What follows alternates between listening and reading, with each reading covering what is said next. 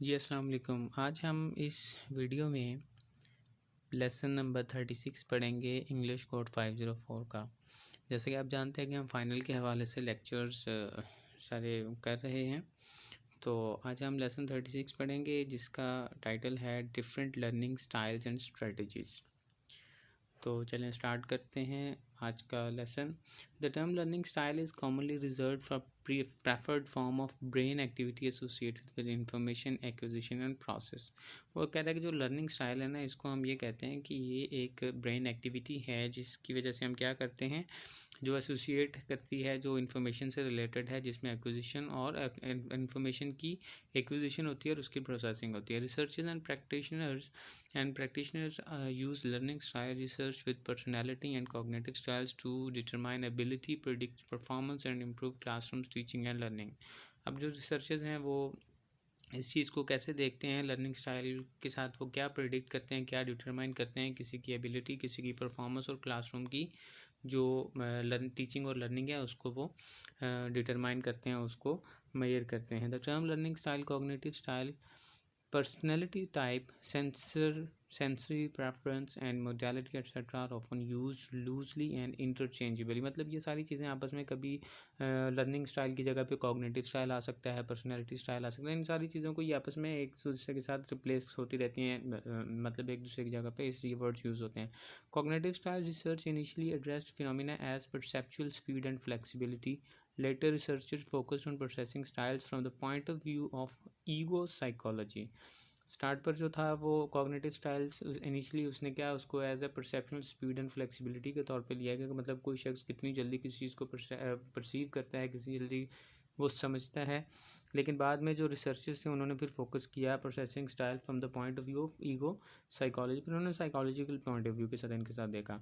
In recent years, the influence of personality variables on learning styles has increased greatly. Recently, preferred models including multiple intelligence models, format model, Colmes-Young's based model and Steinberg's mental self-government model, ये कुछ model हैं जिनकी वजह से उन्होंने क्या किया, जो मल्टीपल इंटेलिजेंसेस मतलब डिफरेंट जो लर्निंग स्टाइल्स हैं, ये उस मॉडल्स की उन्होंने वो डिफरेंट मॉडल्स बताए गए हैं। तो Herman and Levers have reorganized the scales for cognitive styles like random, sequential, leveling, sharpening, and abstract concrete. Along with Herman defined field independence or field sensitive styles under the new comprehensive construct। ये कोई Herman और Levers हैं, इन्होंने कोई एक scale बनाया, इन्होंने कोई एक ऐसा स्टाइल इन्होंने बनाया जिसकी वजह से उन्होंने इन चीज़ों को एक साथ उन्होंने डिफ़ाइन किया, एक दूसरे के साथ लेवल करते हुए। पहले सीक्वेंशियल के साथ देखा, फिर शार्पनिंग और एब्स्ट्रैक्ट कंसंट्रेट, इन सारी चीज़ों के साथ उन्होंने किया। In this model an eccentric learners wants a need conscious control over learning process. ठीक है जी। Whereas a synoptic learners leaves more to pre conscious और अनकॉन्शियस लर्निंग। अब एक्सेंट्रिक जो है इसको और साइनॉप्टिक, इन दोनों लर्नर्स के बारे में आपको एमसीक्यूज आ सकता है कि वो क्या चाहता है और वो क्या चाहता है। अब जो एक्सटेनिक लर्नर है वो क्या करता है, वो ये चाहता है कि कॉन्शियस कंट्रोल हो, मतलब उसके अपने हाथ में हो, चीज़ों को कॉन्शियसली वो कंट्रोल कर सके, चीज़ों को कौन सी चीज़ उसने किस तरह से समझनी है वो अपने हाथ में चाहता है। लेकिन साइनॉप्टिक क्या चाहता है कि ऑटोमेटिकली लर्निंग होती रहे। Learning styles and strategies are often interrelated. Styles are made manifest by strategies.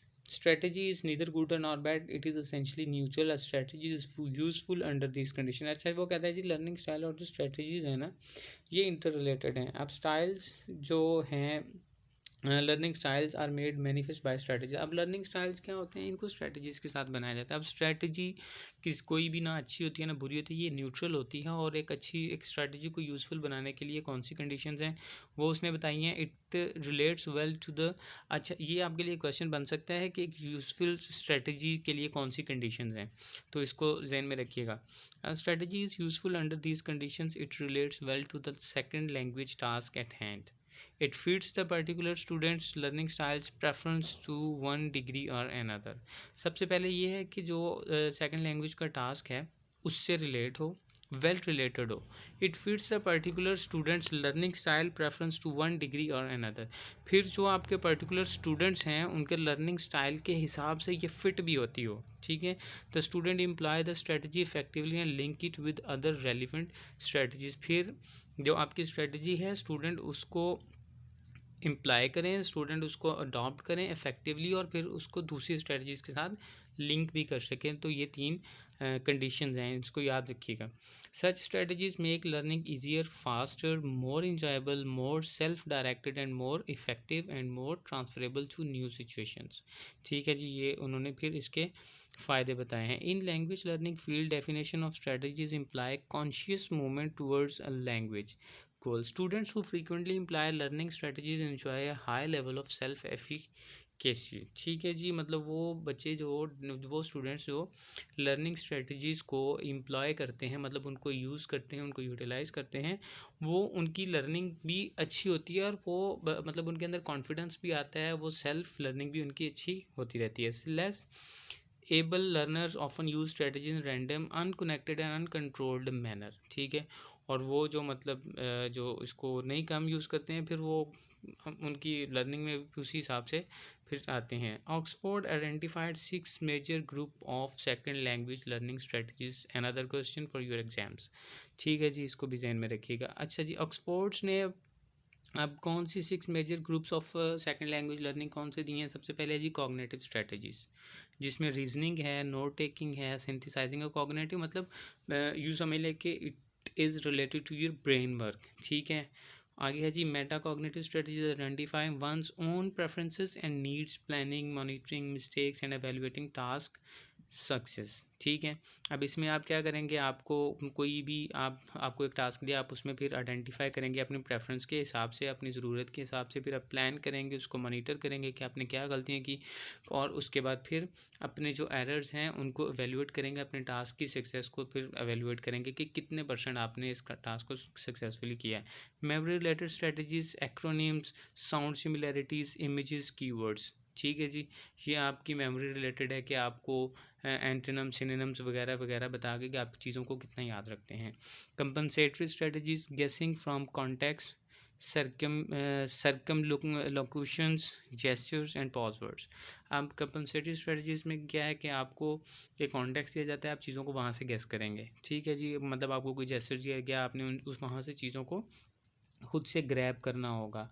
अच्छा जी, बाकी है जनाब affective strategies, identifying one's mood and anxiety level, talking about feelings regarding one's itself. ठीक है, अब ये आपकी इमोशन से रिलेटेड आ जाएगी कि आप अपने मूड और एंग्जाइटी लेवल को देखते हुए अपने फीलिंग्स के हिसाब से बातें करेंगे। सोशल स्ट्रेटजीज़ क्या है जनाब? Asking questions, asking for clarifications, asking for help, talking with native speakers, exploring cultures and social norms. अब सोशल स्ट्रेटजीज़ में ये है कि आपको एक सोशल इंट्रैक्शन दी जाती है, आप किसी से कोई बात करेंगे, किसी को बात पूछेंगे, किसी से कहेंगे कोई बात आपको क्लियर कर दें, अगर आपको समझ नहीं आप दोबारा से पूछने के लिए कहेंगे, किसी से हेल्प लेंगे, किसी की हेल्प करेंगे, नेटिव स्पीकर से बात करेंगे। तो these were the 6 strategies by Oxford's. याद रखिएगा, एग्जाम्स में शॉर्ट में भी आ सकती है, किसी एक की डेफिनेशन आ सकती है, कोई एमसीक्यूज भी आ सकता है। बिग्स categorizes learning strategies differently, that is by grouping learning approaches by the purpose of learning. अब बिग्स ने अपने हिसाब से उसने कहा कि ग्रुपिंग लर्निंग अप्रोचेस को उसने पर्पस ऑफ लर्निंग के हिसाब से किया। This model and instrument addresses both motivation और लर्निंग स्ट्रेटजीज। एक सरफेस है, अब इसने जो दिए वो 3 इसके हैं स्ट्रेटजीज। ठीक है जी, क्या है जी? सबसे पहले surface to get a task done with little personal investment, कोई मतलब थोड़ी बहुत अपनी जो पर्सनल एक्टिविटी है उसके साथ कोई छोटा मोटा टास्क उसको दिया। Achieving to succeed in competition and get good marks, फिर आपको एक एम दिया कि आपने इस एम को, इस गोल को आपने अचीव करना है। ठीक है, deep to make personal investment in the task through associations and elaborations, फिर आपको एक ऐसा टास्क दिया है जिसमें अब आपको पहले आपको एक छोटी सी एक्टिविटी थी, अब एक कंप्लीट टास्क है जिसमें आपने चीज़ों को एसोसिएट भी करना है, एलेबोरेट भी करना है, और आप अपने आप को फुली यूटिलाइज़ करना है। तो that was all about the lesson 36। I hope कोई आपको समझ आ गई होगी। तो प्लीज़ चैनल को सब्सक्राइब कीजिएगा, वीडियो को लाइक कीजिएगा, शेयर कीजिएगा और कॉमेंट ज़रूर दीजिएगा ताकि आने वाली वीडियोज़ आपके लिए मज़ीद बेहतर बना सके। Thanks for watching.